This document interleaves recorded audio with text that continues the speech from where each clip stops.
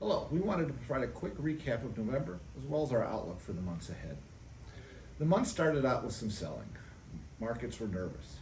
Investors seemed to be fretting about the record low government shutdown, about a Fed that was no longer willing to maybe cut rates in December, and about fears that the AI trade may be fizzling out, particularly as some high-profile hedge funds began shorting select tech names.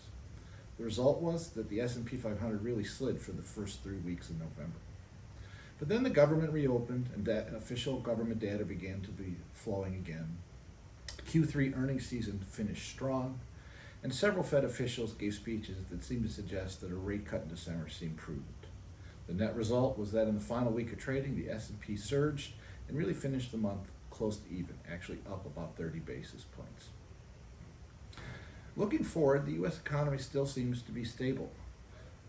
There's possibility there could be a soft patch for both business and household spending in Q1 of next year, but there's reason to believe that both households and businesses should pick up spending in late spring or early summer.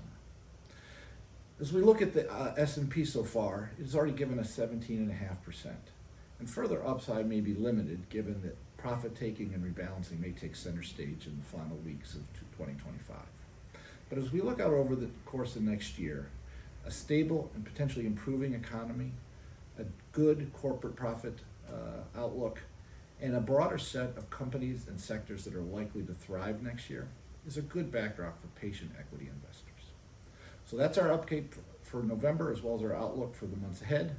Please subscribe to Research Corner for additional insight and follow us on LinkedIn.